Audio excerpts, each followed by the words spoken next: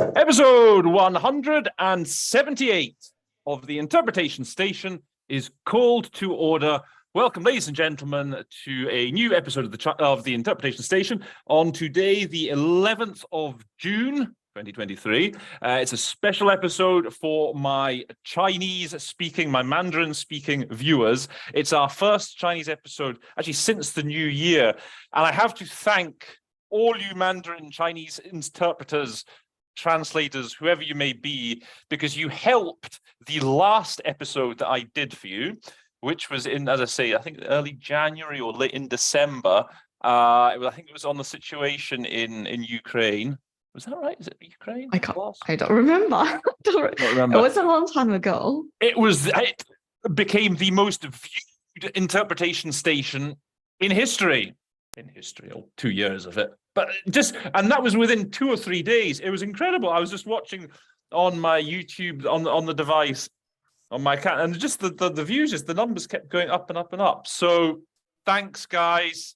Thank you to all of you. So hopefully we can provide some more entertainment and knowledge to you in today's episode. So I'm joined as usual for today's episode. I have my partner in crime here, Zoe Chan, with me.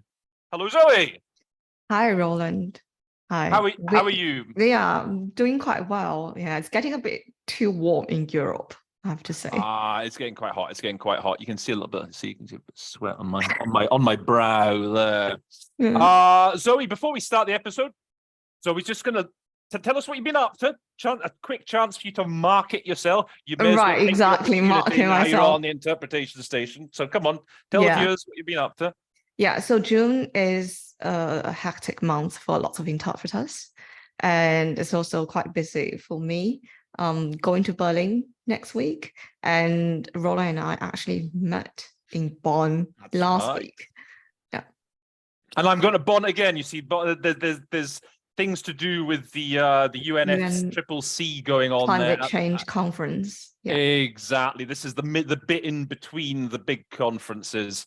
And so I'll be going there again next week. So yes, any potential employers, Zoe is available. And she tells me she's one of the few Chinese to English interpreters available in Germany, right? Is that? Not a lot of people do Chinese English. Yeah. That really surprised me, I guess. So there's lots of Chinese to German, but and I think Zoe does that as well, right? I don't do into German. Sorry, my German is not that good. German, not into German. Out of German, yes. There you go. There you go. Chinese to English, English to Chinese, and German to Chinese. Pretty good package. Okay, well, that's the marketing. That's the marketing. That's the marketing over. Okay, well, So Zoe, maybe you want to tell us what we've got planned for today then. What have we got on the menu today? Right. So we are going to try to cover 2 statements, one in English, so English into Chinese, and the second one, Chinese into English, on the issue of the Korean Peninsula, basically non-proliferation.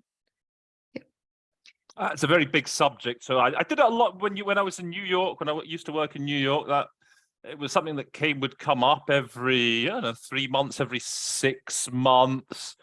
There would also be the occasional emergency meeting of the Security Council when I guess it was usually North Korea would do a missile test, and you'd get dragged out of bed on a Saturday morning to come into Manhattan to have to do a meeting. So I remember that happening at least once when I was there. Possibly more. So this meeting is taken from the 17th of April, 2023. So it's fairly recent. It's not the most recent. I just noticed now when I was looking through the meetings that another meeting on North Korea took place just a few days ago, I believe, in early June. But anyway, it's still pretty fresh, this one. Yeah. This is big from 17th of April. The meeting, the president of the Security Council, it was Russia, Nebenzia, and the initial speaker at the meeting was a Mr. Chiari, and he is an assistant secretary general. So he gives an initial briefing, and then as I say, then all the countries do a tour de table. That's a word. That's, by the way, that's, we say that in English, okay? Right. If ever they hear that, you Like can tour say of the table. everyone goes around the table. Yeah. Tour de table, so you can use that in English. Yeah, so usually, so this is unusual in that it's an assistant secretary general who, as I say, gives the initial briefing. And the Albanian speaker will refer to him right at the start. And it's just worth knowing how the chain of command at the UN works. So you have the Secretary General obviously on top, then you have under him the Deputy Secretary General. Then the next layer of, as it were, are Under Secretary Generals. And under the Under Secretary Generals, you have the Assistant Secretary Generals. Now, this can cause confusion when you go from English into French and Spanish. That's really rife with confusion. Now, I don't know if in Chinese it's more straightforward, perhaps. Okay, I actually thought Deputy Secretary General and Under Secretary General are the same thing, but they are not. No. Like the Deputy and Under Secretary General is basically the Secretary General's right-hand man. Right. He's So, just he's a little bit under. yeah. He's just a little bit above the Under Secretary Generals. I need to check because I know Under Secretary General is I think it's 副秘书长 in Chinese, but then I thought Deputy Secretary General is also 副秘书长, but then maybe there's a because in some language, like in Russian, he's like the first. They say he's the first Under Secretary General. That's how it's sort of rendered into Russian. Okay. From my research, so Deputy Secretary General is 常务副秘书长. Under Secretary General is just 副秘书长. So there's kind of the word for regular in front of the or for Deputy Secretary General, but not for Under Secretary General. Yeah, very interesting. And what about assistant? What about assistant? That's quite direct. 助理秘书长. Okay. That's a direct translation. There you go. Yeah. And just for you guys, you will hear coming from English, you will hear the acronyms used: USG, ASG. So just be on the lookout for that kind of thing. Okay, so yeah, we're going to move to the text now. Just before we get started, so as usual, I'll put the links to the text into the description box. My advice to you is to, I would, if you want to really replicate the experience, go and listen to perhaps the briefing by Mr. Chiari. How long is his briefing? Does he give much of a brief? Let me see. Mr. Chiari. Yeah, he does. He gives that must go on for a good 10 minutes. That will just sort of, I would listen to Mr. Chiari first in the original, perhaps, just to set the scene, and then I would give or maybe you can even try and interpret him, and then you can try and do the Albanian statement and the Chinese statements, and then you can watch episode 178 and see me and Zoe break down these two statements. All right, Zoe. So we get started then with Mr. Hodja. He is the Albanian delegate. Screen. I think this is Albania making its debut on the interpretation station. All right, so Zoe, you will be guiding us through these. So over to you. Okay, so let's get started. The first line is quite standard. 我感谢助理秘书长家里的通报. So briefing is 通报. It's a bit like English where briefing and statement are different. So it's a briefer. Yeah, usually So with all these Security Council meetings, they all start with a briefing that is a bit strong. Yeah, the statements are basically what the delegations deliver. Briefings are what the briefer delivers. Oh, and by the way, so this I forgot to say. So Mr. Chiari, what's the transliteration in Chinese? What did they give? Chiari, I think that's the official one. Khalid Chiari. Okay, so he's an Arab, obviously, so he's Tunisian, so it must be Chiari. So he is. So this is an interesting thing. Mr. Chiari is the ASG from the Department of Political and Peacebuilding Affairs. Now, I must say, when I looked him up, this was actually new to me.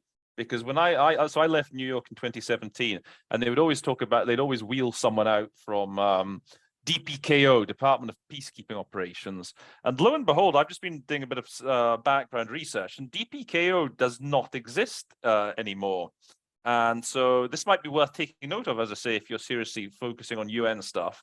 I'll just read to you, I think it's just worth knowing where things stand now at the UN.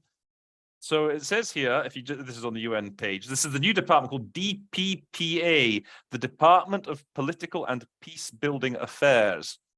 Maybe Zoe, if you could look that up in the Chinese, I'll just quickly finish reading. And then, so the Department of Political and Peace Building Affairs plays a central role in UN efforts to prevent deadly conflict, build sustainable peace around the world, monitors and assesses global political developments with an eye to detecting potential crises and devising effective responses, blah, blah. The department provides support to the SG and his envoys in their peace initiatives, as well as to political missions around the world. His envoys, remember here again, SES, you'll hear SRSGs, SESGs, Special Envoy to the Secretary General, Special Representative to the Secretary General. DPPA is also an agile platform for crisis response, capable with the assent of countries concerned of rapidly deploying mediators, other peacekeeping expertise worldwide, cooperating closely with regional organizations on the front lines of conflict. DPPA provides staff support to UN Security Council, advises the UN Special Committee on Decolonization, blah, blah, it's not so interesting. The department was, this is the interesting bit. The department was established on the 1st of January 2019, following the reform of the UN peace and security infrastructure, which brought together the former Department of Political Affairs, DPA, and the United Nations Peace Building Support Office. DPA and the former Department of Peacekeeping Operations, which is now the Department of Peace Operations, DPO. So there's no more DPKO, it's just DPO. Also merged their previously parallel regional divisions to create a single structure to provide more coherent political analysis and strategic advice in the service of prevention, peacekeeping, and peace building after conflict. Okay, well, if you can get your head around that sort of bureaucratic jargon, that's more or less the state of play currently. So I guess the two important, he's actually the assistant, it says at the start when he makes his briefing, he's the assistant secretary general for both DPPA and the DPO, Department of Peace Operations. So there's no more keeping.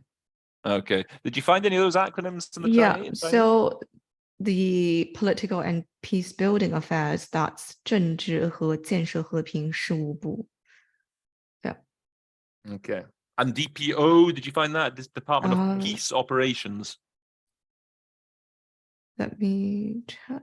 Because my guess is if you're doing a lot of New York stuff, you're going to be running into those departments a lot. Department of Peace. 和平行动部. That is I think that's the new name. Yeah. Okay. All right. So with that aside there, let's get back to the text then, Zoe. Yeah, let's get back to the text. Okay, let's go to the second paragraph. 我们之前已经对此进行多次警告，所以我们今天也一点都不惊讶. So I think that's quite normal, quite standard. 我们警告过，如果我们什么都不做，如果我们保持沉默，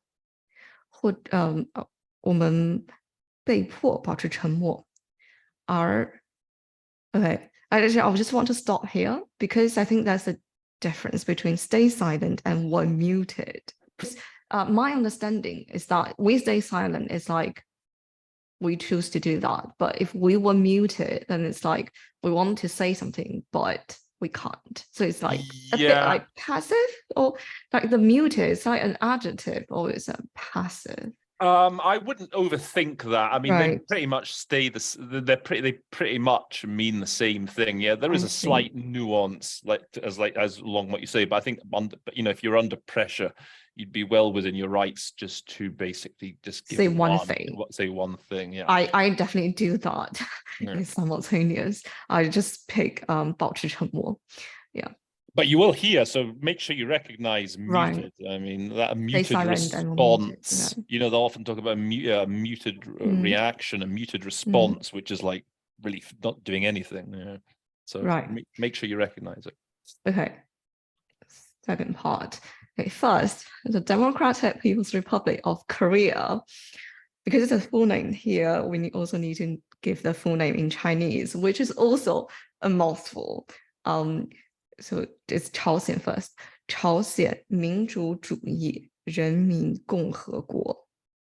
Yeah, so that's a good It's quite point, long. Zoe. I mean, I don't know if there's a short version, or is there a short version? Okay, so the short version is just Korea, North Korea. It's basically North Korea in English. Okay, be careful. I mean, I don't. Okay, so this is important. Okay, so first of all, Democratic People's Republic of Korea. You'll often hear people just refer to immediate in English as DPRK, yes, going DPRK. straight to DPRK.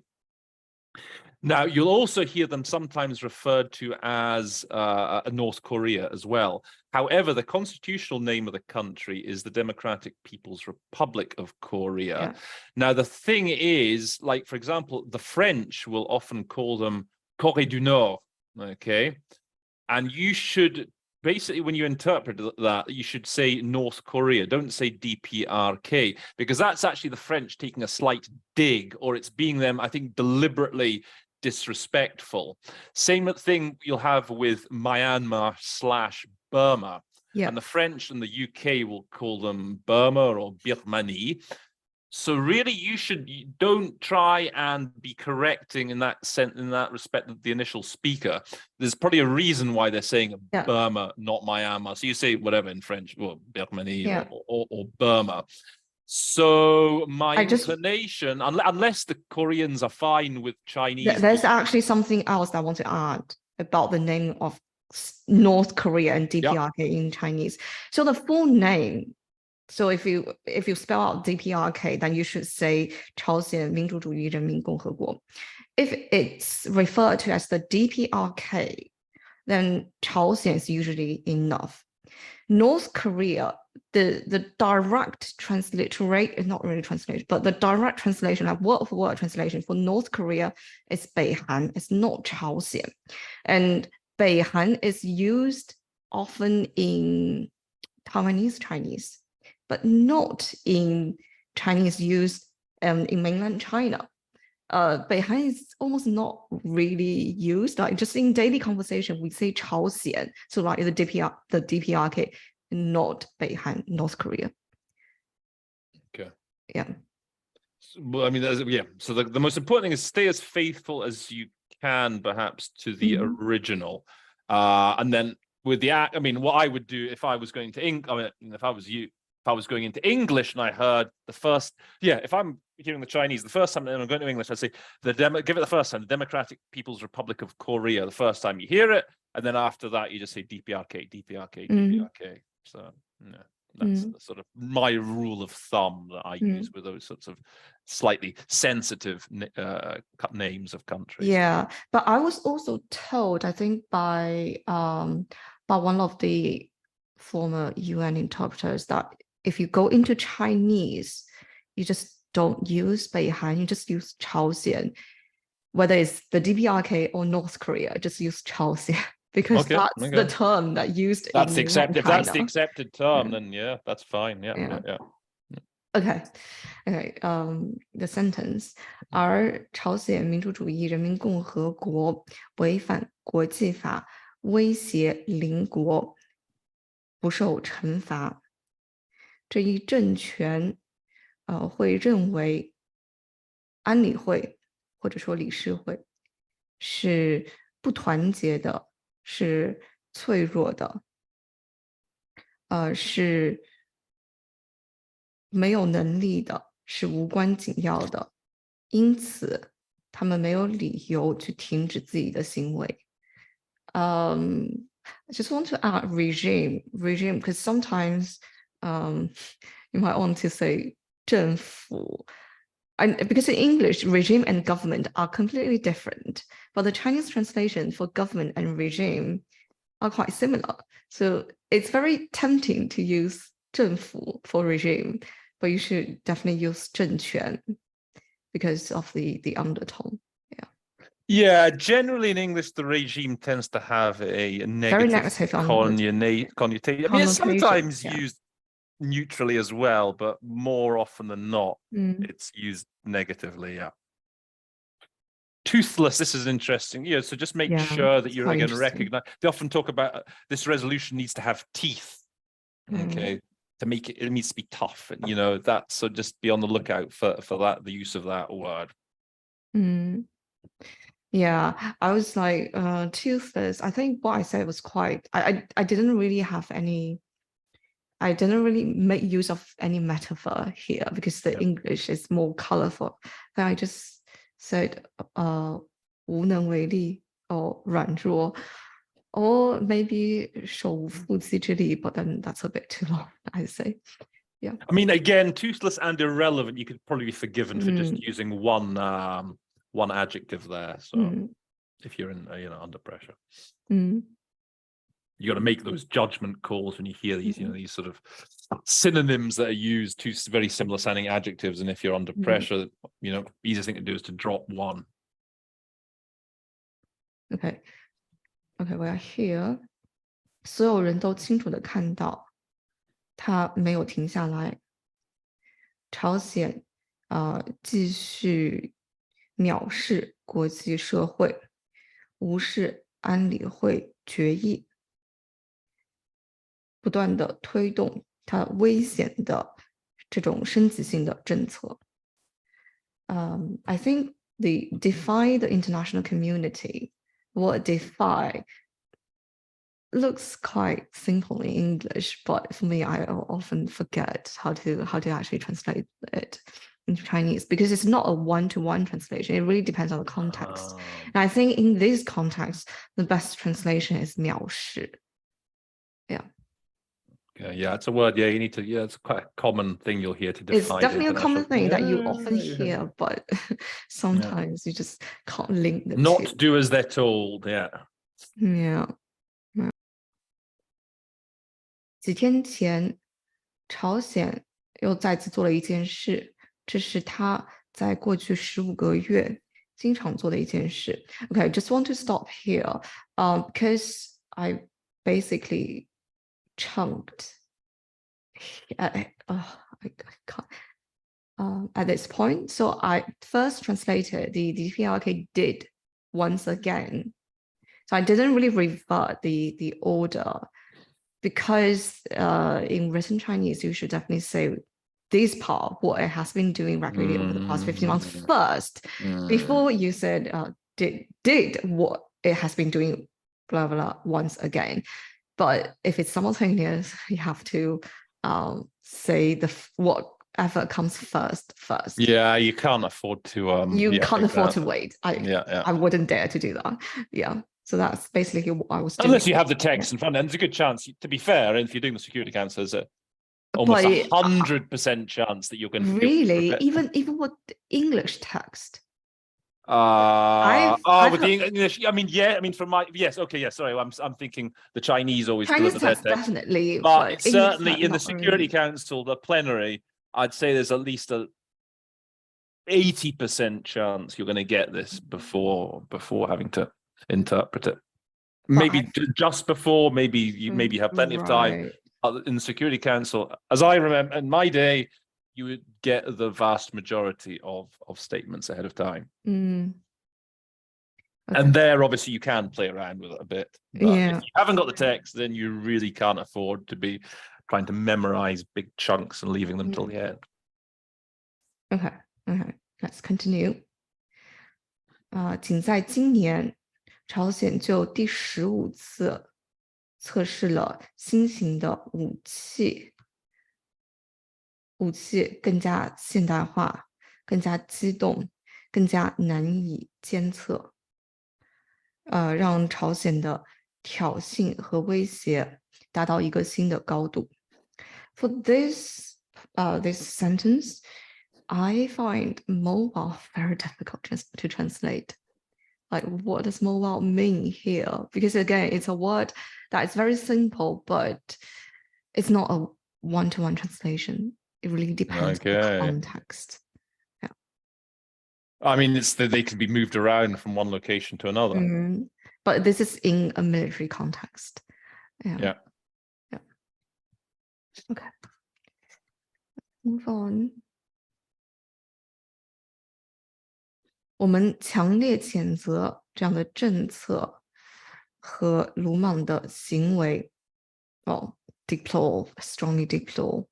Yeah, I mean, usually, so Standard there is obviously that is a situation. word in English, deplore. You'll hear more often condemn, Condemn, but yeah. make sure you recognize deplore as well. I don't know. It sounds more French, more of a French thing. They deplore more than we do in English. English, we tend to condemn, but nevertheless, you can sometimes hear. My impression is that if you say deplore, then it's more like strongly condemn. Yeah, that's true. You don't even really need the strongly. Yeah. Yeah, exactly. This is. If I was saying, I would say, if I was reading anything, I'd say we deplore such.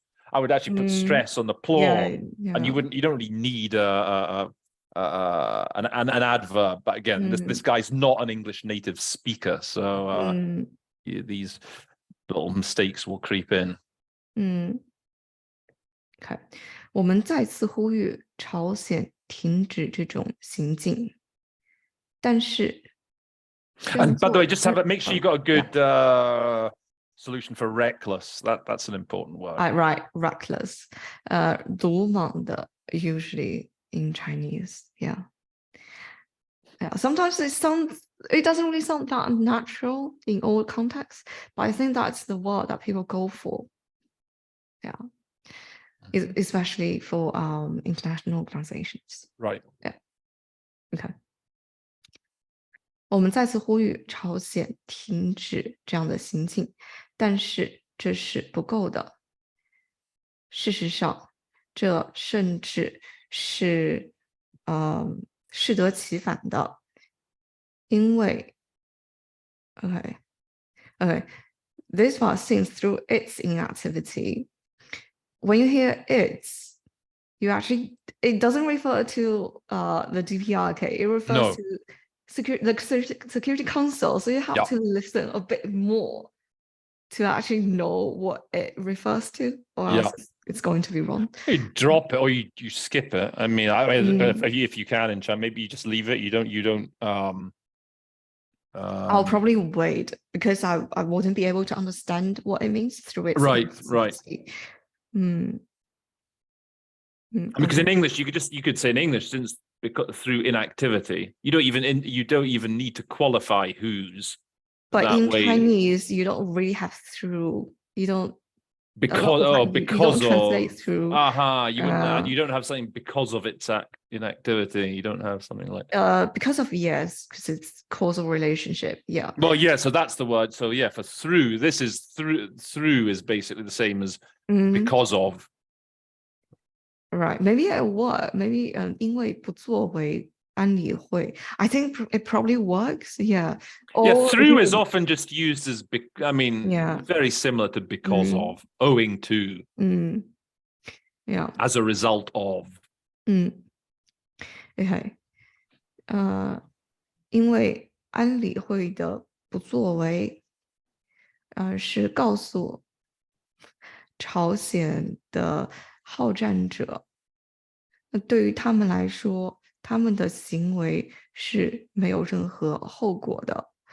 我们不能够，也不应该，沦为这样的旁观者。Okay, two things. Warmonger. It's a bit hard to translate. Okay. Yeah, so the approach that I used is to kind of turn it to militarist because it's kind of a name. Yeah. I checked the standard translation. The standard translation is 战争贩子, which is quite literal. So war is 战争, monger, it's usually some 贩子. Yeah, but I mean, I'd say you don't old, say that in Chinese. So, yeah, you don't say 战争贩子.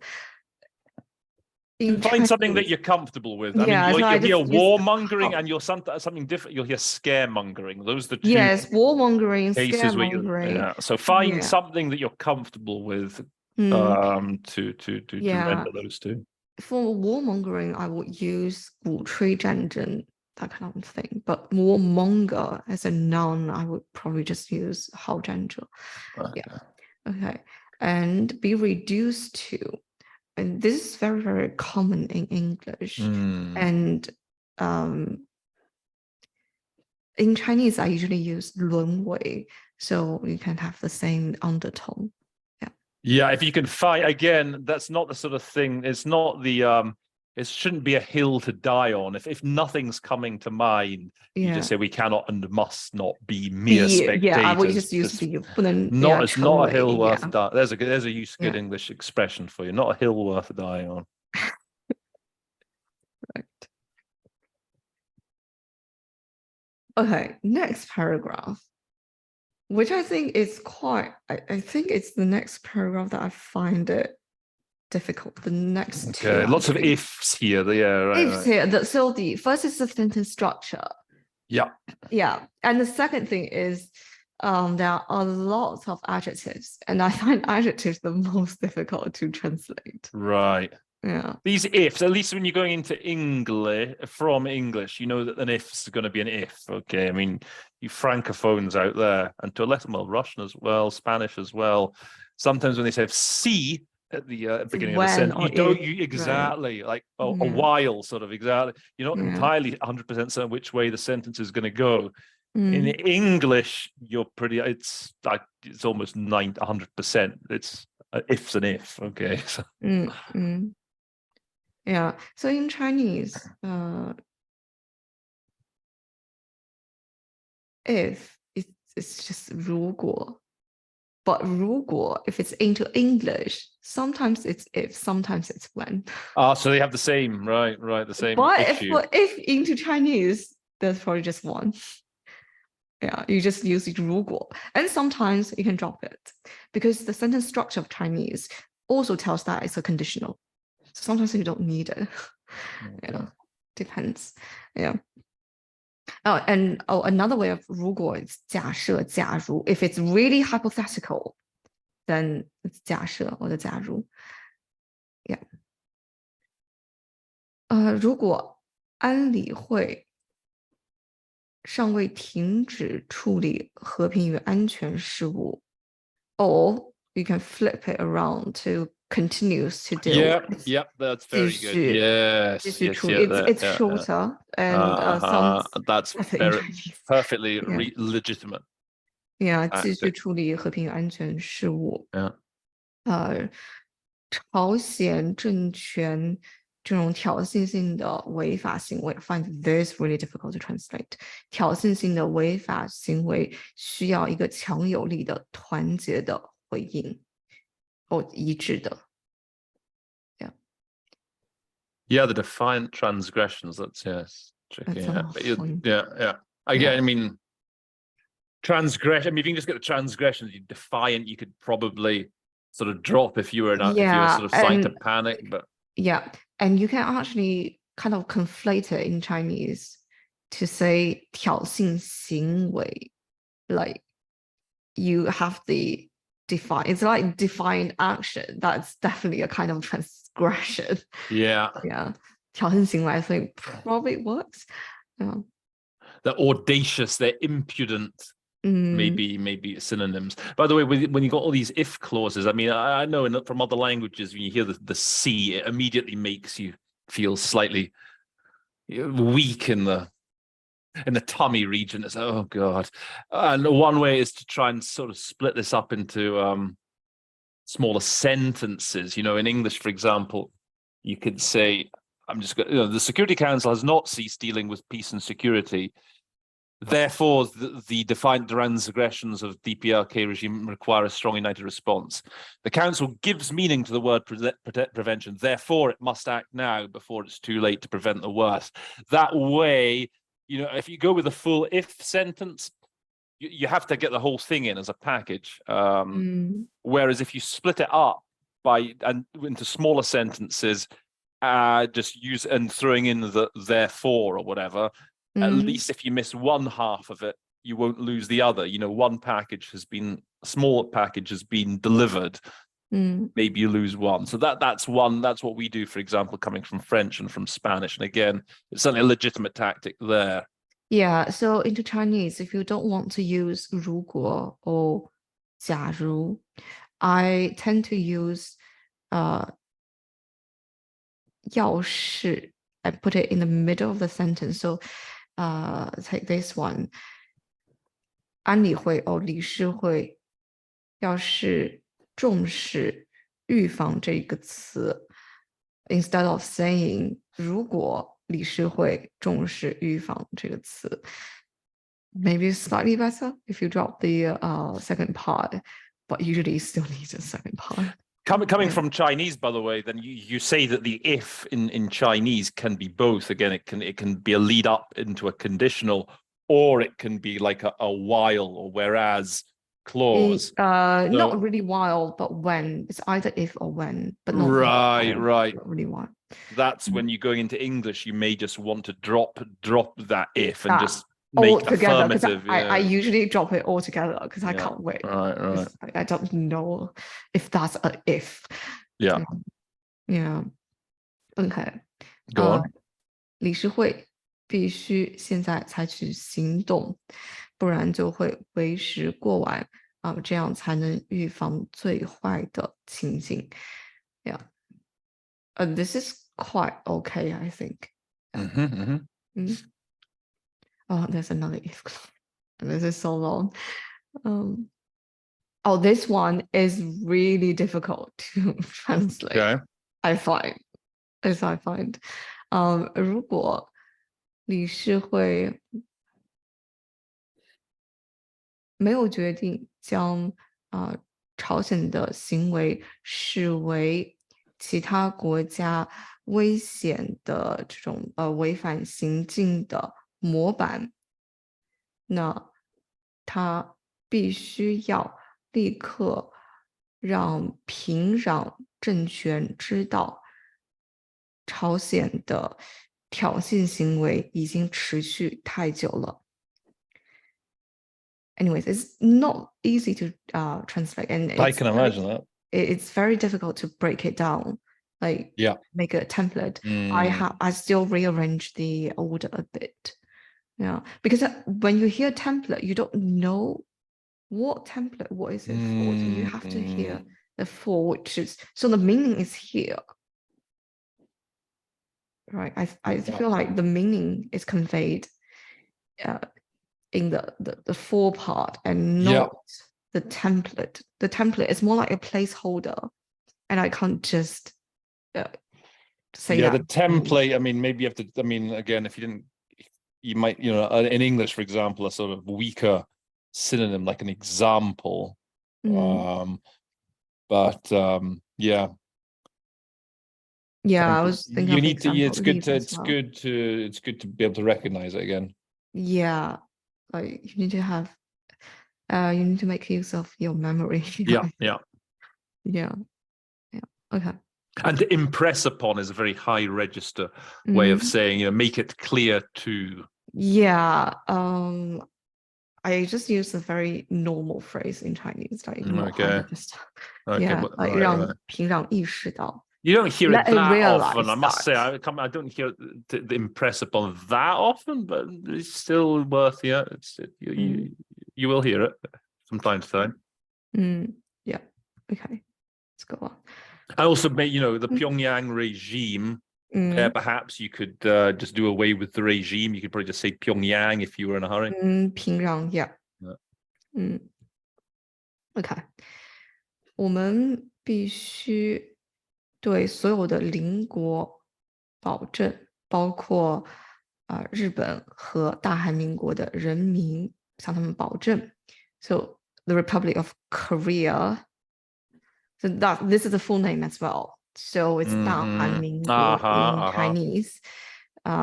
If it's just Korea or South Korea, which I think lots of people don't say South Korea, but just Korea. I mean, again, the constitution is the Republic of Korea. So there's no South Korea. Hear in the UN, you won't hear them say South Korea. Very rarely. Right. So Korea is just 韩国 in Chinese. 理事会 ROK. You do sometimes hear them calling the ROK. 理事会认真对待朝鲜政权带来的威胁，并且有决心也承诺会及时的做出适当应对。So there are lots of small words that I think you want to it's maybe quite break important that to get sentence in. up after the seriously. You probably want to make a full stop after seriously. That's one pack. You know, we need to assure all neighboring countries, including the peoples of Japan and Korea, that the Council takes the threat posed by the regime seriously. I would be sort of put a sentence and then just that it is determined. Yeah. I think because Chinese was quite different from other like Western languages, so we can just drop end and pause. It's more like a comma and continue to say the rest of the or sentence. something. Yeah. You don't have to translate end. Yeah. Okay. And promptly and appropriately. I think both are quite important. Similar, but I mean, again, you could probably get away with saying one, but yeah.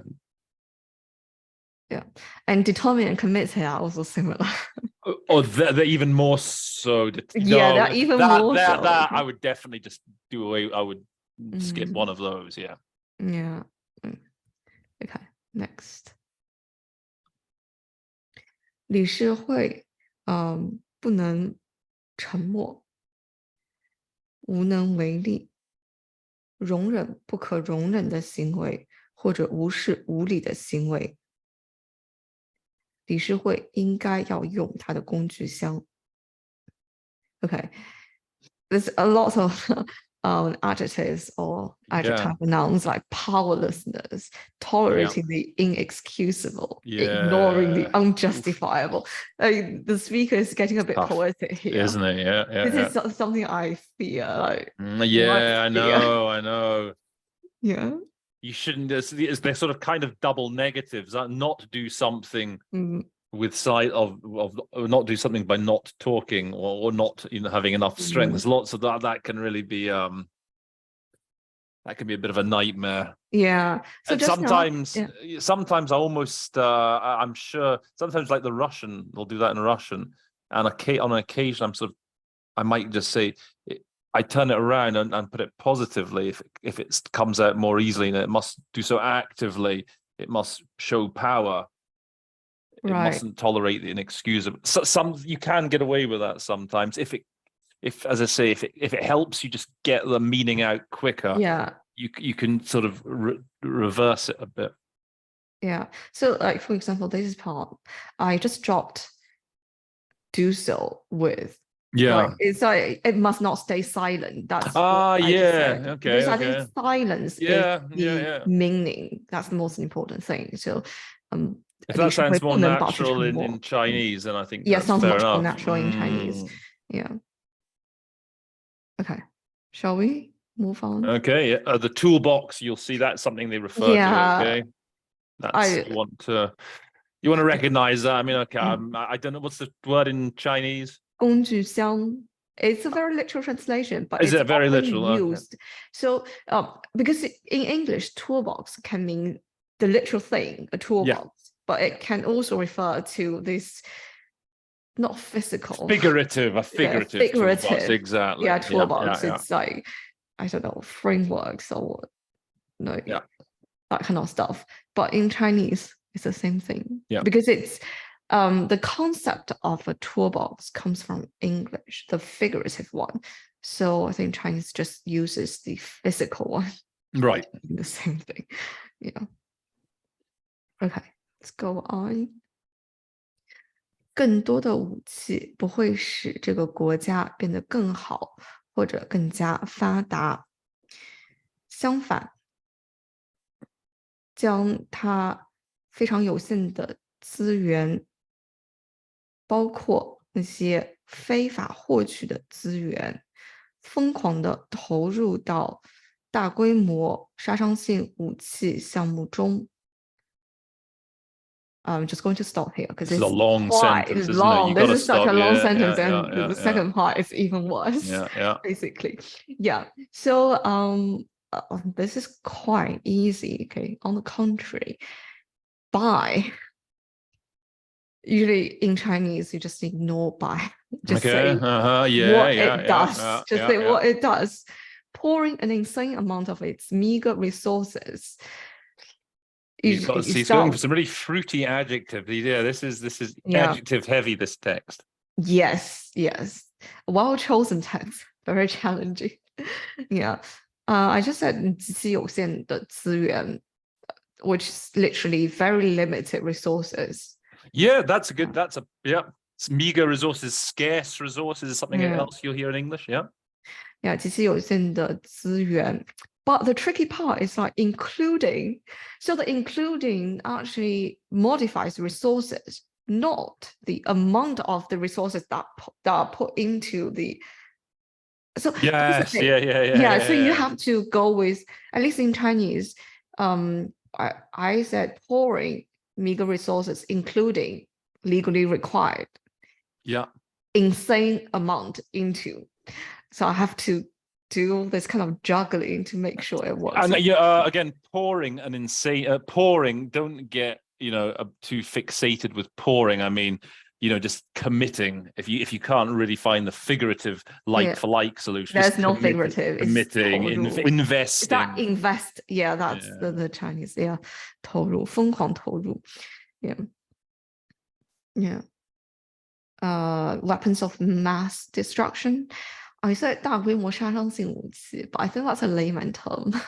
The proper UN term is 大规模毁灭性武器. Okay, use the proper UN term. And again, bear in mind you'll hear WMDs in its WMD program. There's a very good. Be careful of that acronym. Okay. What did you say for insane amount? Did you actually render the insane? I render insane like 疯狂. But here, this is an adjective. I turned it into an adverb to make it more idiomatic in Chinese. Okay. Again, for that, if nothing else is coming to mind, just vast. I mean, whatever they call that. Basically. A lot. Yeah. The next part. Here comes the next part. 这一政权正在给挨饿的人民造成更多的痛苦. So I first translated this part. Then 这些人民被困在了一个偏执的 so paranoid 偏执的以自我为中心的 self-centered 以及没有 paranoid, self-centered, non-responsive system. You got three adjectives there. You can drop one. You have my permission. You can drop one. Okay. The 系统中. Okay, so that's the second part. Then comes with a catastrophic. 这一系统对于人权这一系统有着灾难性的人权违反记录. This is also a bit of juggling. So this part, then break at that, we ignore that, and make the second part, the last part, into a full sentence. 已经导致了一个规模巨大的长期的人道主义危机. Anyways, just that you need to chunk it into many different parts. So this is like salami technique. Yeah. I think I just pointed out. By the way, just something that might seem simple on the face of it, like inflicting more pain. Like I know in English, there's a lot of important collocations involving inflict, inflicting damage, inflicting pain, inflicting suffering.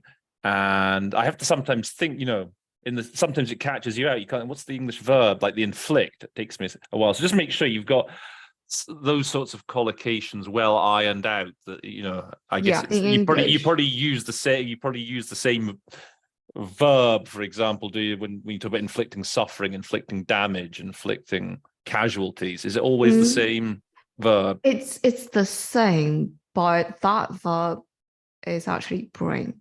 To bring. That's okay. The most idiomatic way of all right. saying Okay. that. Okay. in Chinese. So it's Suddenly, not when you that, go into yeah. English, But though, into remind this English, is yeah, I feel like the regime is bringing even more pain, bringing more casualties, bringing more. I mean, yeah, it works well enough in English actually. As it's not, it's a lower. It's not as not as strong as not as that. strong. No. Yeah. Okay. Okay. Going on. 不幸的是，这是政权做出的决定，这一政权也要承担所有的责任。This is quite all right. Set phrase that bears responsibility. It's 承担 important 责任 to have yeah. that. Yeah. If Shoulders responsibility will also. Yeah. Here in 承担 English. 责任 the same in Chinese. Right. Yeah. Okay. To the final paragraph of this one. Oh God, here he goes more. I thought we were done with the if. Yeah. If instead, you can put instead first in Chinese. 相反，如果朝鲜与世界合作，发展经济和贸易，对投资开放，停止挑衅的政策，那朝鲜会走出闭关锁国，加入国际社会，没有恐惧，而是充满希望。There's quite a bit of salami technique here as well. Yeah. So I translated this first: get out of its self-imposed isolation, drop and join the international community, and then because this comes last, so not in fear but with hope, you can use short Chinese phrases so that you don't need to worry about in and with, because there's no such linking words in Chinese. Chinese is a small linking word. Yeah. Okay. 朝鲜不需要重新发明任何东西，只需要看看周围国家做了什么。Okay, this is also quite simple. 我们会继续 I just point out, this is guys, he's not a native English speaker. So there's some things he said. I mean, this is one of the challenges that you have when you're going from English. You have many of these speakers who are speaking English, but who are not native English speakers. So like in English, he doesn't need to invent anything. Yeah. I don't know if we'd say it sounds slightly odd in English. That's So you just have to just bear that in mind sometimes. Yeah. Often they talk about I was thinking they often talk about English and reinventing the wheel. Okay, that's an expression you want to you hear all the time at the UN. Make sure you have what's that in Chinese? You don't. There's nothing. There's nothing to do with wheel. It's like there's nothing you wheel. need to reinvent it from ground up. It's more like okay. Saying that. Okay. 我们会继续推动支持那些真心的努力或者真正的努力，用集体的预防性的外交来应对朝鲜带来的威胁。So that's this part. That's almost a full sentence. Yes, I would then if I would break that sentence up. Break that top end. 那反映说确保朝鲜政权and I hate this as well. Verbs. 全面 By the way, further up, I don't know if you meant so advocate for and support again what we call in English basically a tautology. Tautology is when you have two words that mean the same. So that's drop one of those. Yeah, just one verb there is fine. You don't need to 推动支持 something like that. Yeah. Okay. This 确保政权完全透明、全面、不可逆的终结它的大规模毁灭性武器、弹道导弹和核计划。So I never get the difference between fully and comprehensively. Oh, they're pretty much the same. Yeah. I mean, again, they're very close enough that you can just drop one of them. Yeah. Weapon of mass destruction that we talked about just now, ballistic because it often comes up. The intercontinental ballistic missile. Yeah, you need to know what ballistic is. Yeah. That's exactly ICBMs. Yeah. 弹道导弹. That's a very specific kind of, of missile. So you definitely want to know the like for like word in Chinese for that. Yeah, exactly.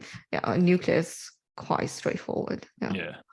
Okay, so that's the Albanian text. That was going into Chinese. Now we're going to look at what the Chinese have to say going into English. Okay, let's see. Okay.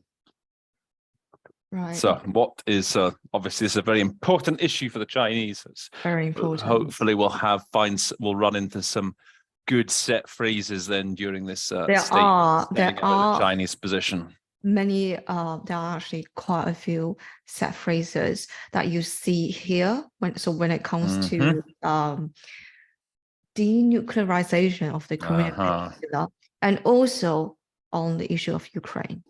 Oh, okay. Did they mention that as well? No, he didn't mention Ukraine, but there are some phrases that overlap that are used here as well as in statements regarding Ukraine. Okay, so you point them out as you can sort of flag them up as we go along, right? Yeah. Okay. So one small thing first, I don't know why, but there's a typo here. So basically you see two sentences here, but that's actually one sentence, and the two sentences mean the same thing. I checked the original recording, there's only one sentence that he said, so I don't know why. Maybe he just skipped, maybe that's the no text. They mean the exactly same thing. Okay. I don't know why. Yeah. Basically the first sentence is the same as the representative of Albania. So I thank the Assistant Secretary General Chiari. ASG Chiari. With going into English from Chinese, I would immediately just say AS. I think ASG Chiari. Yeah. I thank ASG Chiari for his briefing. That's it. That's it. Yeah. Okay. Currently, the situation on the Korean Peninsula remains tense, with escalating confrontation. China expresses deep concern over that. So I cut it into two sentences. You can also say over which China expresses deep concern. I feel like in simultaneous, I might not be able to do that. Okay, that all sounds good. Yeah. Escalating confrontation. Yeah. Escalating confrontation. Yeah. Tensions escalating. I don't know if that's maybe not the right same word, but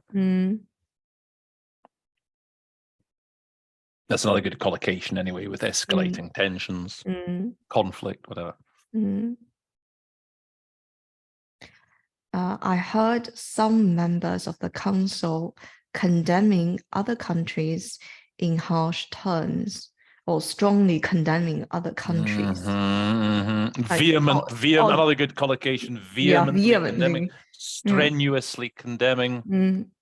Again, if you were struggling to find, you could just say condemn. I mean, it's not the end of the world if you don't have the adverb there. Yeah, as if the current situation on the peninsula and its development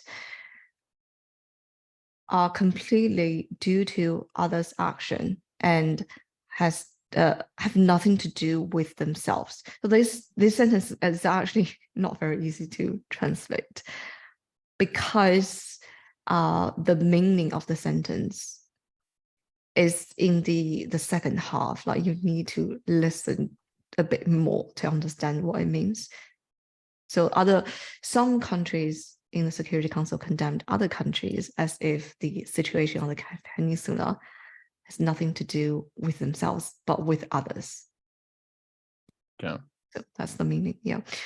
And this part, this is the biggest fear of an interpreter. It's when and it's like always the worst.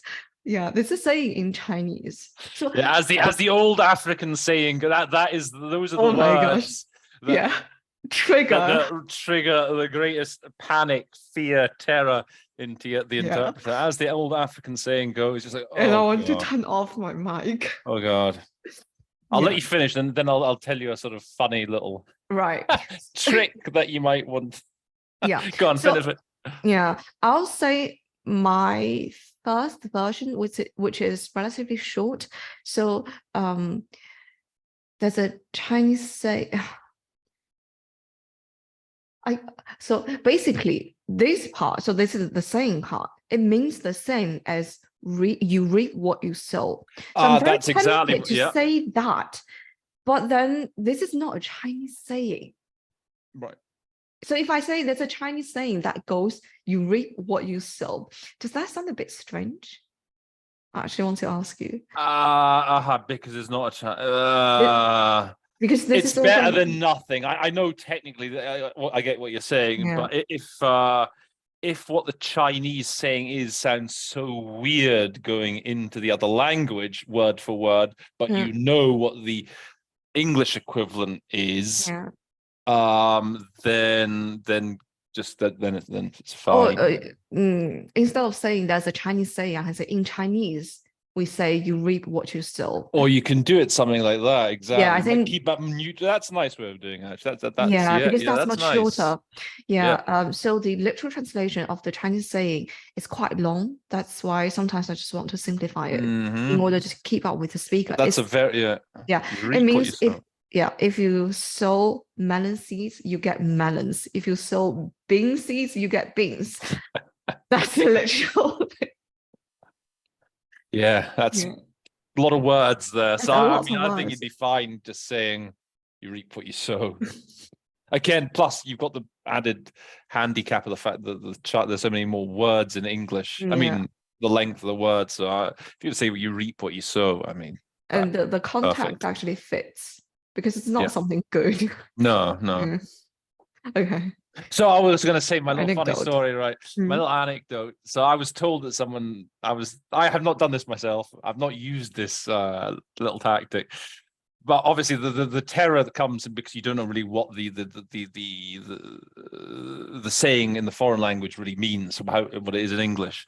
And so apparently there was an interpreter who, when he heard something like, there's an old African saying that blah, blah, blah, he would just say, and as the old African saying goes, in the forest, there stands a tree. And just go on. What? That's it, exactly what. In the forest, there stands a tree. So it's all about how you deliver it. That's the thing with interpreting. It's about delivery. It's all about delivery. To convince the speaker, it's all a mind game. If you say that convincingly enough, the audience will just go, oh yeah, deep. That's right. Deep. And just carry on. It's all a confidence trick. In the forest, there stands a tree. Well, this is continue. Sadly, this is not going to work with Chinese into English. Probably not. Because the Chinese delegates will be Okay, go on. A complaint. Okay, let's go on. It is not enough to just look at what's happening on the surface. We also need to look at the context and underlying reasons. So this is 经纬深层次根源. This is something that the Chinese representative often says. I remember that in the statement regarding Ukraine, and also in the statement that we actually did regarding Ukraine, the representative, probably also Zhang Jing, said that we need to look at the 历史经纬. So like the historical background, the backstory, the context of the root causes, right? You can't just take things out of context and blah, blah, blah. Basically that's okay. So that's interesting. That's the sort of thing they'll apply to many sort of different situations. Right. Yes. And 经纬 is something that you just don't hear in normal Chinese, in spoken Chinese. Okay. It's very high register, very literary. The peninsula issue is a product of the Cold War which has lasted over decades. It is, in essence, a security issue. Or you can say the peninsula issue is a legacy of the Cold War, which has legacy. lasted. That's a nice Yeah, word. I think that's that's a nicer one. Nice. And Yeah, not just a product, a legacy of the Cold War, which has lasted over decades. that's interesting. So the official English translation of this gives it as, or what maybe this is what the interpreter said, has cast a decades-long shadow. It's not in the Chinese. Aha, there's no shadow being cast. There's no shadow okay. there. But I think it's very nice. It's very nice. It's very that's, I poetic. mean, that's sort of but encapsulates, so I guess we say the idea. Yes. Yeah. After the ceasefire on the peninsula, there has yet been a peace mechanism established. The DPRK, so this is Chaosian, which is like Chaosian, the DPRK, North Korea. Yeah. The DPRK faces huge security threat and existence pressure.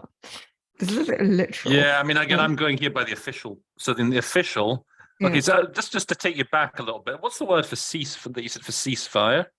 停火. Okay, so in the English, there's a word here that armistice. Armistice. Right. Which I think is very important. Yeah, right. I should have said that. Yeah, the armistice. They signed this armistice. Right. Yeah. Which basically means just a cessation of aggression. So the two conflicts that I associate that word with most, the armistice, are the Korean War and World War One. So that's what was signed, I believe, at the end of World War One, an armistice. It wasn't actually it wasn't surrender. It wasn't complete capitulation. I only know the Germans. It's the Treaty of armistice. It's the Treaty of Versailles. That was after. I think when they initially that was after. That was in 1919. Yeah, 1919. But to actually stop the fighting, I believe it was an armistice. Yeah.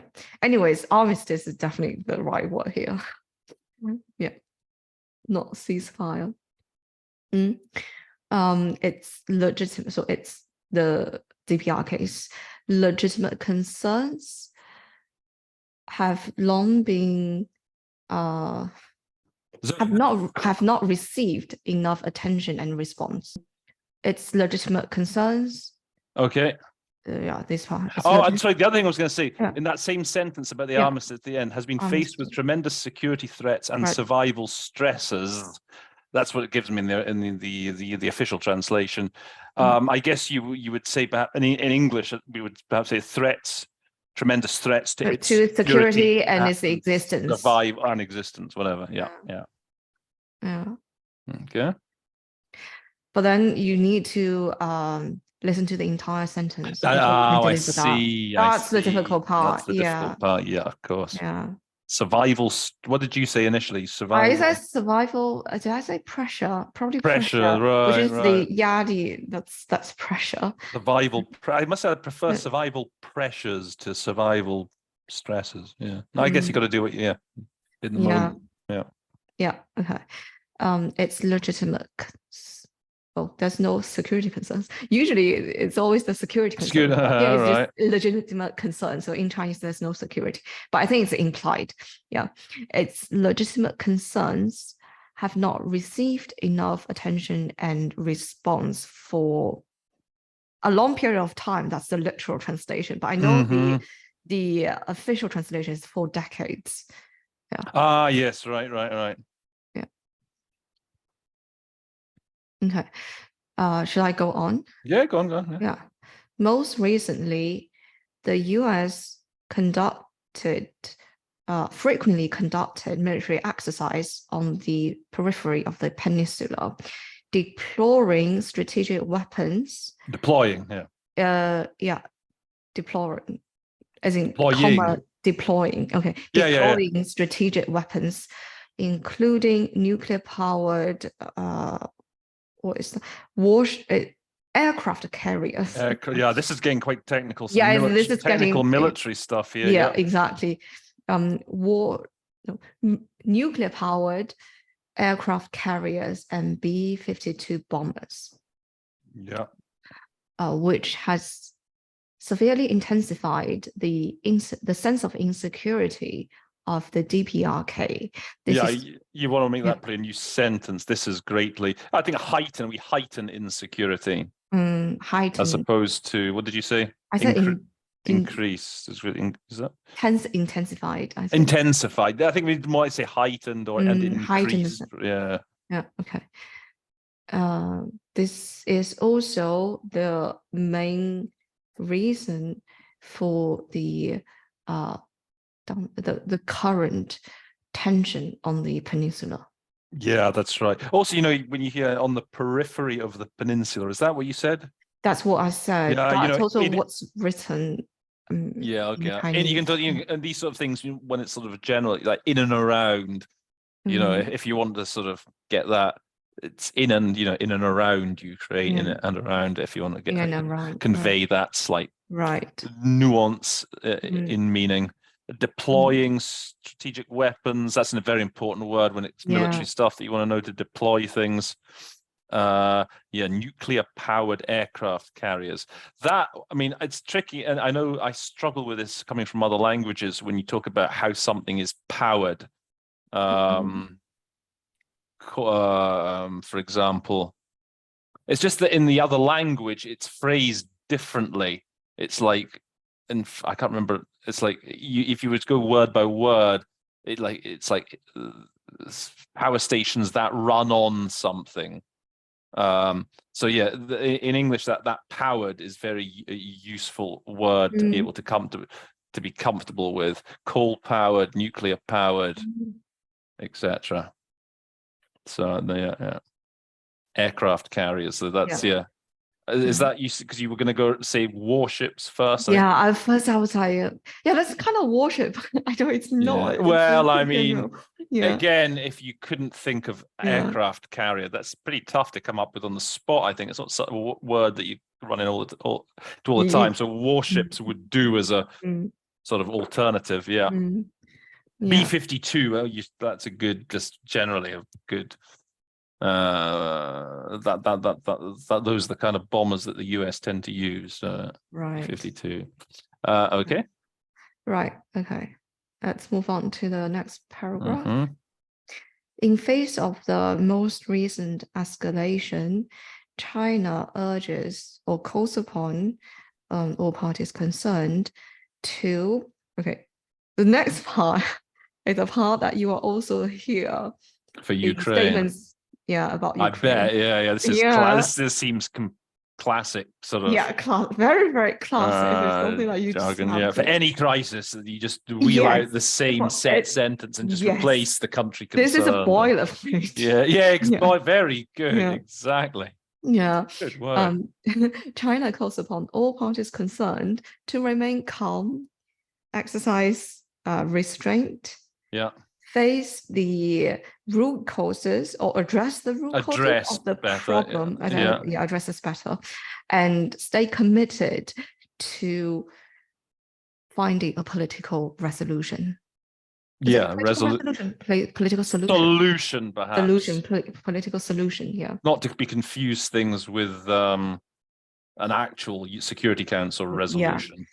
Yeah, stay committed to finding a political. I like that. Stay committed. In the official, they say stay the course. So that's quite nice, actually. Stay the course. Yeah. Okay. It's not done yet. So as to work together for denuclearization of the peninsula and the maintenance of peace and stability of the peninsula, or the maintenance of its peace and stability. Or maintenance of peace and stability there.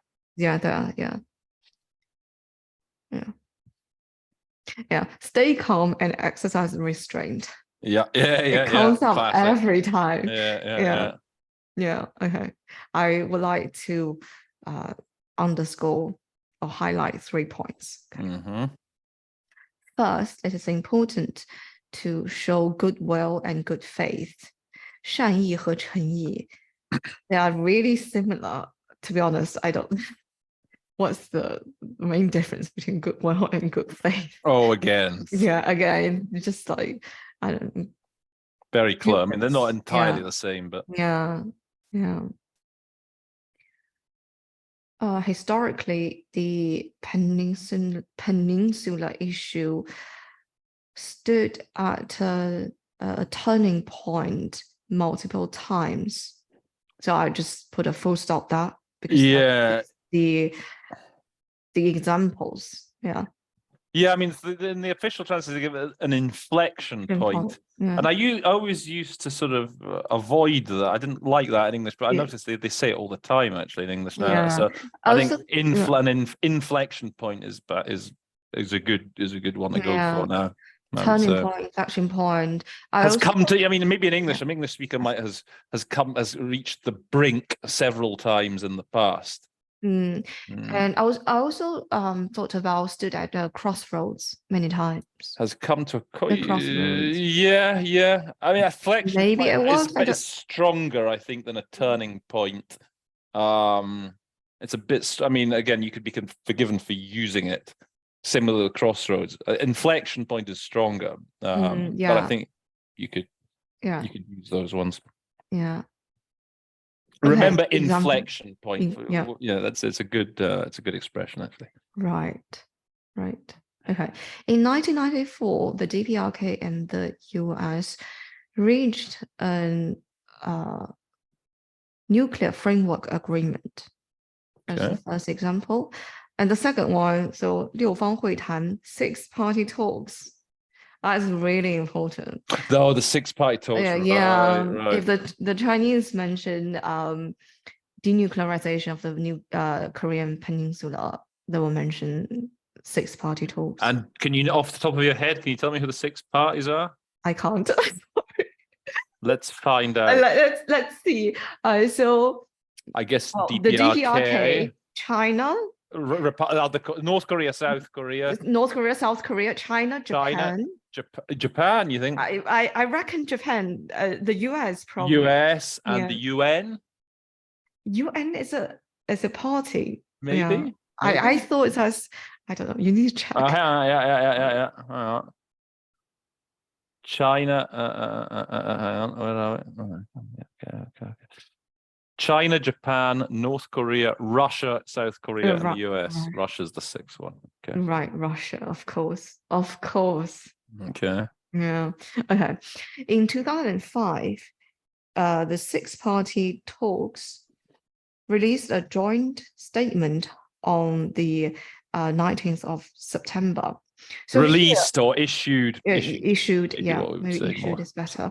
Yeah. So the Chinese is actually the 919 joint statement, but I don't think it's a thing in English. So you have to say a joint statement released or issued on the date, because 919 is the date of issue. Yeah. Okay. In 2018 and 2019, the DPRK undertook unprecedented denuclearization measures. Yeah. Steps, measures, whatever. Yeah.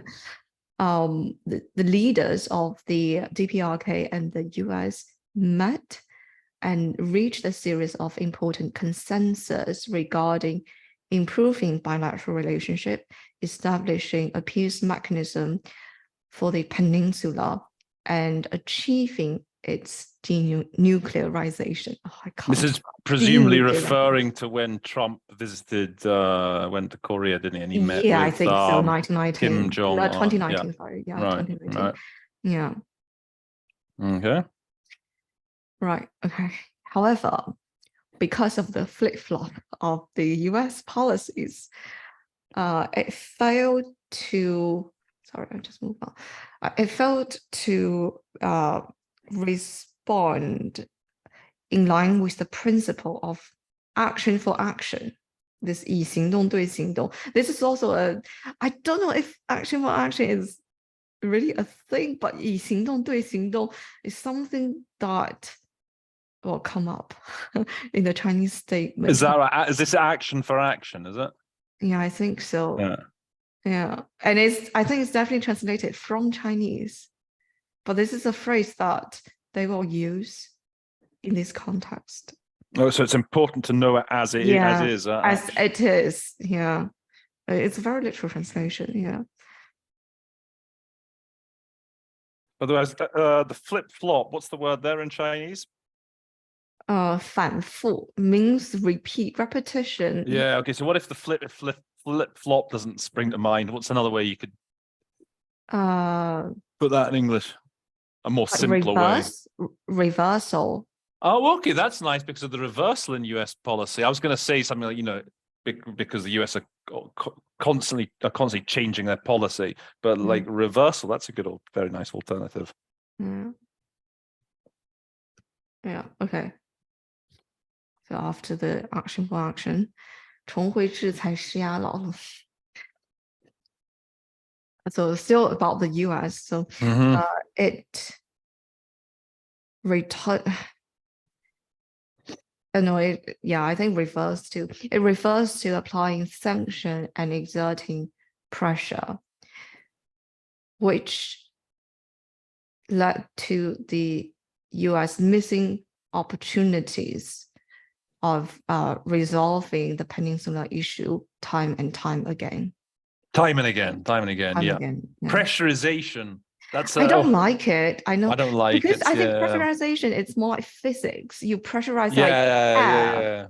But I've noticed they use it quite a bit, right? The Chinese. I mean, again, if the Chinese are fine, the Chinese you got to look at it also. If they're fine with it, then you can. Then you're probably fine, because again, I suspect the Chinese are probably the delegation is probably your primary customer over the rest of the delegates. So if they're fine, that's what I have the same with Russian. There are certain words I would never use in any other context other than a Russian statement at the UN. Yeah. And so if the Chinese are fine, then. Yeah, but pressurization, fine. I'm just like exerting pressure. Yeah, or just pressure. I mean, all types of sanctions and pressure. But all right, yeah. if they like pressurization, then go with it. Yeah. The DPRK becomes more distrustful of the US, and the dialogue is now in a complete, you can say deadlock or gridlock. Deadlock is better. Gridlock is more to do with traffic. You're talking about this gridlock on the motorway. Deadlock, stalemate, paralysis. There's quite a few words here. Yeah, completely paralyzed. It's paralyzed. Paralyzed. Yeah. Okay. Okay. I assume it's talking because 各方 in Chinese sounds like it's more than two parties, so three and more. But I feel like here it's more like, I don't know, the DPRK and the US. Like both parties or all parties. Right. Yeah. I think all parties. Right. Perhaps they're the most neutral solution. All parties need to reflect on the teaching of the past. The lessons. Lessons of the past, and realize that this is a typical Chinese structure. The literal translation would be, or the translation of the structure would be, only with something can you do something. Okay. Which can be a bit tricky in simultaneous because you need to flip the order. Yeah. Not you can do something, but can you do something? Yeah. Or you can kind of simplify it to say, like mutual good faith is needed in order to accumulate necessary trust and to create conditions for peace talks. Build trust. Don't worry about accumulating, amassing. I mean, you've got these confidence building measures. Just go with build. Build trust and create conditions for peace talks. Yeah. Okay. In particular, the US needs to address the root causes directly. Show responsibility and take meaningful action. Okay, there's just meaningful action. There's no other adjectives given there, huh? 实际 so meaningful, that's 有意义的, so it's here. Okay, no, because just in the translation they give meaningful, practical, and tangible actions from it. Wow, maybe the guy maybe he throws it in. Maybe right. he So throws it in when he's speaking. 实际行动, 实际 like real action, but I feel like action is already something actual action. Meaningful is a very you said meaningful is very good actually. That's the one because it's that meaningful is that. Yeah. Better than like significant. Even you hear more and more meaningful. It's got a sort of strong undertone to it. Yeah, but maybe tangible is also good. Well, right. Yeah, the collocation is quite good. Yeah. Okay. Second, it is imperative to return to the right course of resuming the dialogue or restarting the dialogue. Yeah, it is imperative to that 7.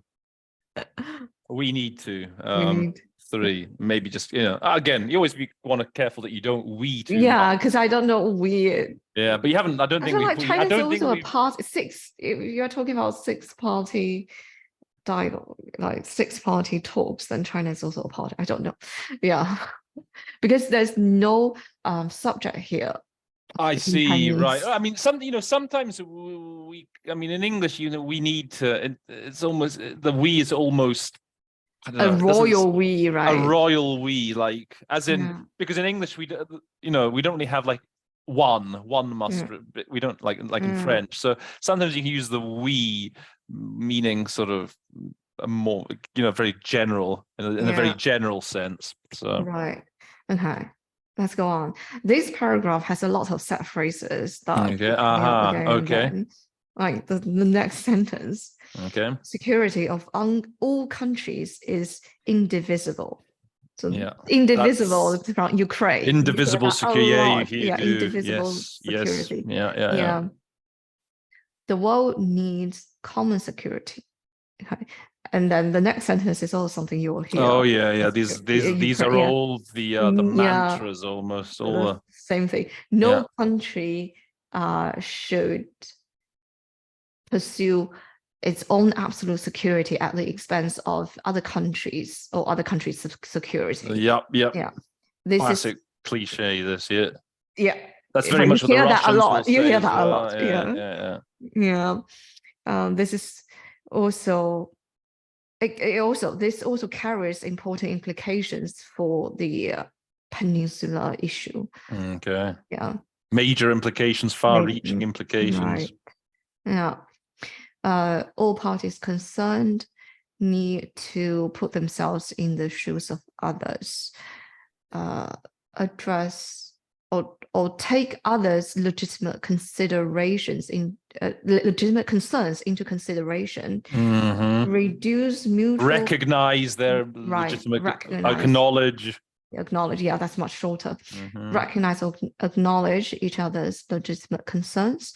Reduce mutual provocation, confrontation, and I know the official translation is pressurization. Pressurization, and pressure.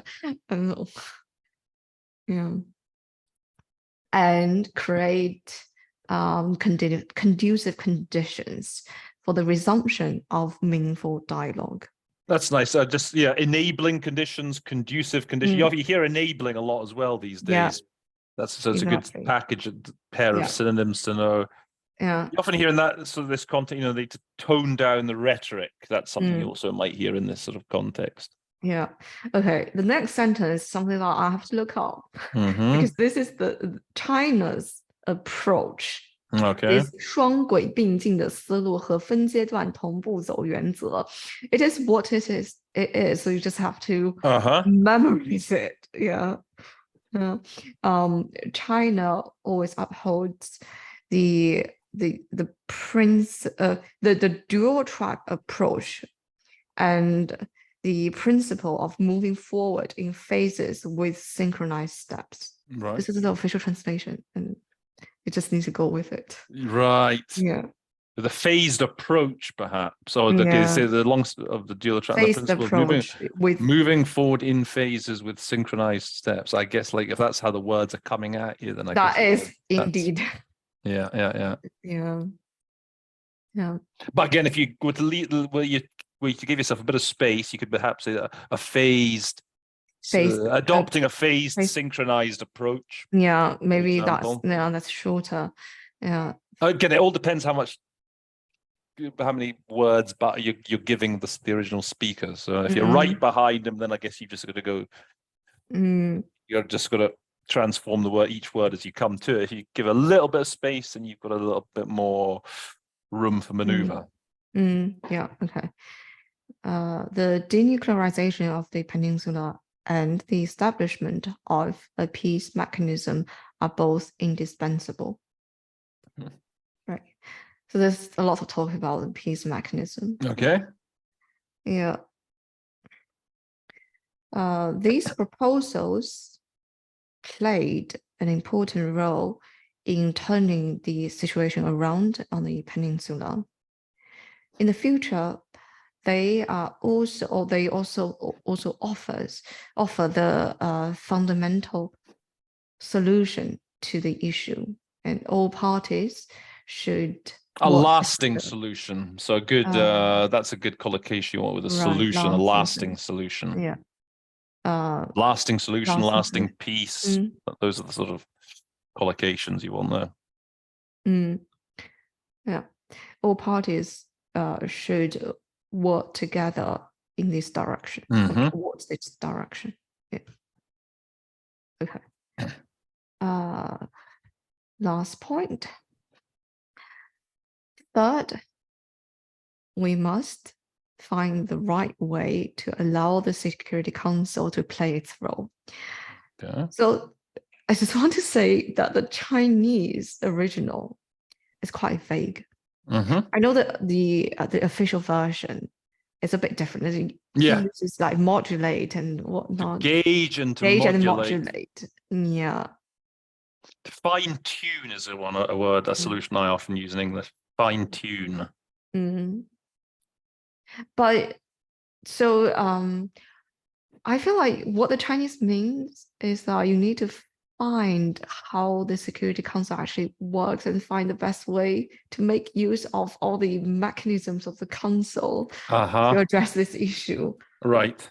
But I'm also not sure if I understood it correctly because this is a very vague sentence. Okay. Yeah. Okay. Okay, next sentence. I can say the aim of Security Council's action, or maybe the rationale behind its action. That's nice. Yeah. Is to ease the tension on the peninsula to promote its long-term or its lasting peace and stability. And the next one, if you want to be quick. If it's long term, maybe just say long term. I get the feeling the Chinese, if they say long term, they probably want to hear long term and lasting. I mean, okay, they're very similar. I think it's all right here because it's a Chinese idiom. That's okay. You have the old Chinese saying. Right? Yeah, something like that. Every Chinese idiom is so packed with meaning. Okay. Yeah. The next one, 不能有失公允. This is double negative.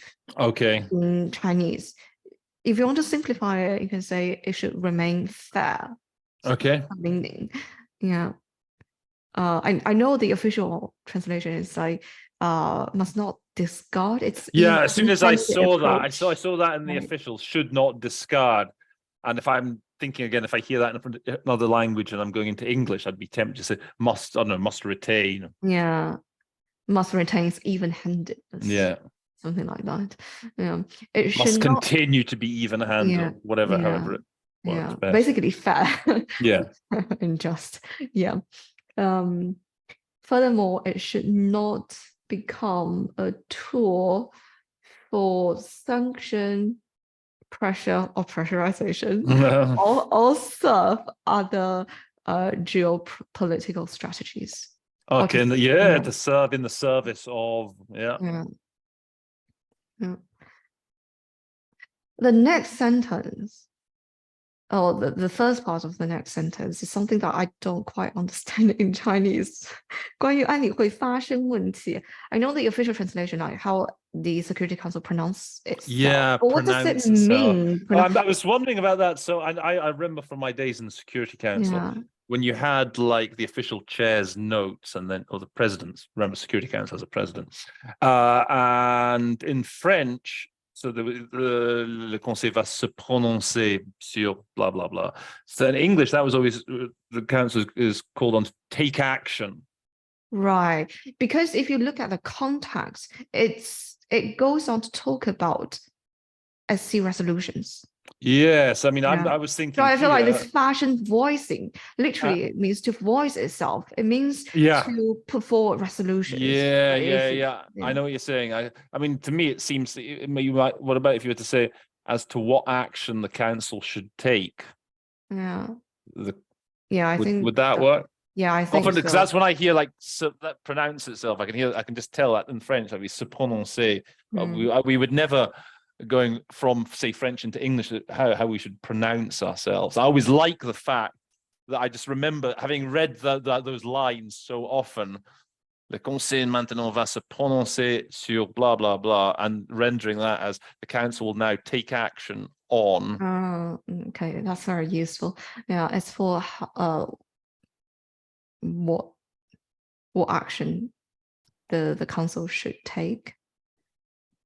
It is important to, or the key is to look at the result. The end result, perhaps. The end result, yeah.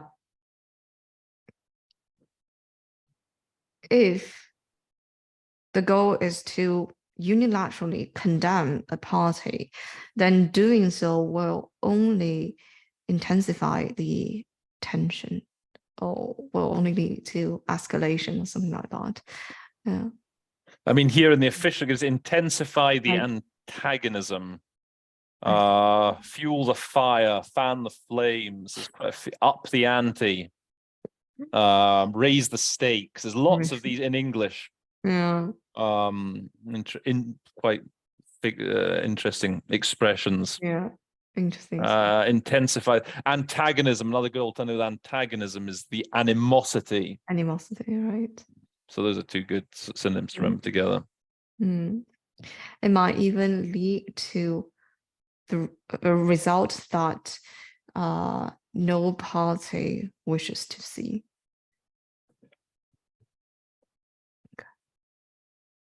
Okay, that's quite standard, and I'm going to go on. I also would like to stress that SC resolutions on the DPRK include clauses on sanctions and also clauses. That's the Chinese clause. Provisions. Oh, okay. You say provisions, not clause. Yeah, in a Security Council resolution, we talk about provisions. I see. Okay. I mean, you could. I mean, clause. Provisions is very much the. I see, because the Chinese safest word. Is it okay? Is it different to the word they usually use for provision? It's the same. Provision, okay. Clause. Okay. That's so why I would. My first reaction is clause. Provision. Yeah. So the SC resolutions regarding the DPRK include provisions on sanctions, as well as on the resumption of dialogue and political solution, which should not be selectively ignored. Okay. Last sentence. So here's Russia. Yeah, China and Russia jointly proposed a draft resolution which can inject new impetus for the political solution of this issue. In face The of settlement is another good solution, right, like a political solution. settlement. Yeah, Yeah, settlement. yeah. I think Okay. saying too many solutions and resolutions. Yeah, Yeah, they're just for something a yeah. bit different. And for inject impetus. Maybe something simpler like revive, revitalize, Mm, reinvigorate. These are good words again, very right. similar and not to have in a package. Mm, Um, breathe new life into. Okay, it's a bit more wordy, I guess. Yeah, something along those lines. mm, Impetus and momentum. Those are also two good synonyms to have together. right. Impetus and momentum. Yeah. Okay. In face of the current complex situation, all parties need to give more positive consideration to that. Mhm. Okay, last paragraph, UN command. Here we go. Here's something UN something new. command. Mhm. Yeah. Just now, the representative of the US made reference to the so-called UN command. As you all know, the so-called UN command is a product of the Cold War, is outdated, and China has never recognized it. Okay, so United Or Nations acknowledged it. I command. don't know, recognized, acknowledged. Yeah, recognized, acknowledged. Either I think either are fine. Yeah, yeah. So are you going to tell us then what UN command is? So as I said, I did not know this, and It was deployed, probably deployed during the Korean War, but was yeah, used afterwards. But I actually I googled it just now. It's still in existence. it still exists. That's the funny thing. Yeah, It does still exactly. exist. Just to give you, I'll just read out what it says. United Nations Command is the multinational military force established to support the Republic of Korea during and after the Korean War. It was the first international unified command in history and the first attempt at collective security pursuant to the UN Charter, established in 1950. The motion passed because the Soviet Union, a close ally of North Korea and a member of the UN Security Council, was boycotting the UN at the time over its recognition of Republic of China, Taiwan, rather than the People's Republic of China. UN member states were called to provide assistance in repelling the North's invasion, with the UNC providing a cohesive command structure under which the disparate forces would operate. So I guess, yes, the People's Republic at this point wouldn't have been recognized, would they? And so what is Taiwan would have been sitting in the Security Council chair. And so the Soviets were boycotting it, so there was no, they didn't veto it. So there you go. Resolution. Oh no. Let me see here. In 75, the General Assembly adopted Resolution 3390, which called upon the parties to the armistice agreement to replace it with. Oh, that's on something different. Since 1953, the UNC's primary duties have been to maintain the armistice, facilitate diplomacy between North and South Korea. Although MAC, that's the Military Armistice Commission, meetings haven't occurred since 1994, UN command representatives routinely engage members of the Korean People's Army in formal and informal meetings. The most recent formal negotiations on the terms of armistice occurred between October and November 2018. Duty officers from both sides of the joint security area, commonly known as the Truce Village of Panmunjom, conduct daily communications checks and have the ability to engage face-to-face when the situation demands. There you go. So, United Nations Command. Okay, well, with that bombshell. Yeah, bombshell. That pretty much brings us to the end of today's episode. How was that for you, Zoe? How are those two texts for you? A bit challenging, to be honest. Learned a lot, yeah, especially adjectives. Oh, yeah. There's Maggie. There's Maggie making an appearance. Yeah. Probably wanting to go for her afternoon walk. All right.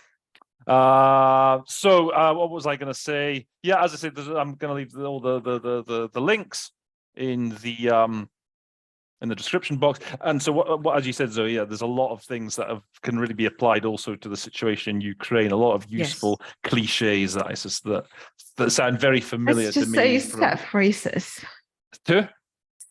Let's just say set phrases. Cliches would be is a bit rude.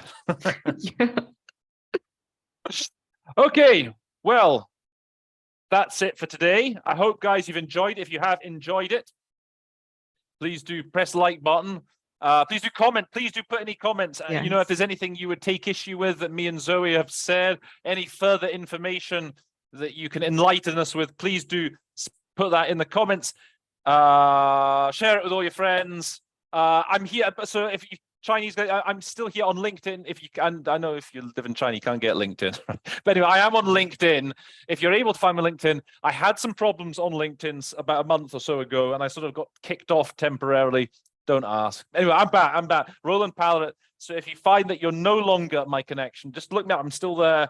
Roland Pallerat. Send me an invitation or connection request, whatever, and I will most certainly respond to it. Zoe, any final words from you? Should I just say that in Chinese? Yes, please. Yeah. 点赞、评论、关注，一键三连。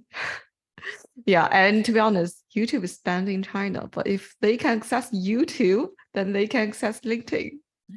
Right, okay, so get a VPN. Yeah. Is that the best? Get a VPN. If you're watching it on YouTube, it means you have access to LinkedIn. Yeah, right, get a VPN. And it's good. Maggie, do you want to say goodbye as well? Oh. Yeah. Okay, so therefore, all that remains to say is that episode 178 of the Interpretation Station stands adjourned.